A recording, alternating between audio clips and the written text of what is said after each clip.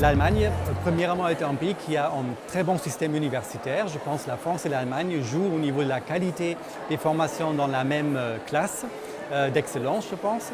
Et donc, du coup, pour un jeune Allemand qui voudrait profiter d'un cadre linguistique et culturel un peu différent de ce qu'il connaît de l'Allemagne, la France est un premier choix. Et c'est la même chose pour les jeunes Français, avec une grande variété de choix de type d'établissement.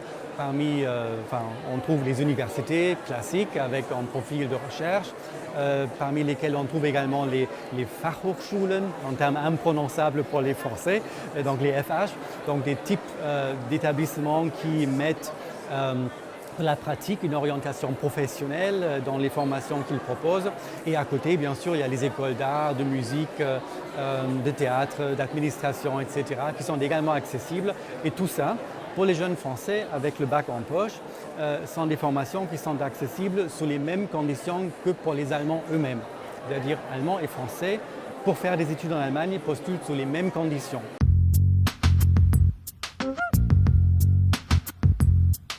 Alors, il faut distinguer l'accès au premier cycle d'études. Là, il faut avoir le baccalauréat français en poche. Le baccalauréat, je l'ai dit, il est reconnu en Allemagne, au même titre que l'abitur allemand, donc l'équivalent du baccalauréat français. Et il faut passer un test de langue qui s'appelle Test DAF, Test Deutsch als Fremdsprache, qui est un test d'évaluation qui permet de connaître le niveau de connaissance d'allemand d'un candidat.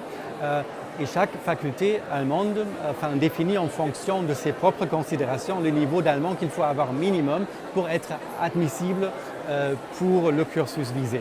Voilà, avec le bac en poche et le test d'allemand, on peut être admis en première année d'un cursus d'études. Ensuite, il y a la question de la poursuite des études si on a déjà un diplôme en poche. Là, il faut savoir que l'Allemagne comme la France, tous les deux pays sont dans l'espace européen de l'enseignement supérieur, c'est-à-dire nos systèmes éducatifs supérieurs sont organisés selon les mêmes règles de base. On distingue trois cursus, le bac plus 3, bac plus 5, bac plus 8, qu'on appelle le LMD, licence, master, doctorat en France, qui s'appelle légèrement différent en Allemagne. On parle de bachelor, master, promotion, mais c'est la même chose. C'est-à-dire avec une licence française, on peut être admis, on peut poursuivre son cursus d'études avec un master en Allemagne. Avec un master français, on peut être admis en doctorat en Allemagne. Et dans l'autre sens, évidemment, c'est la même chose. Donc les systèmes sont compatibles et la reconnaissance des diplômes est garantie et facilitée dans le cadre européen de manière générale.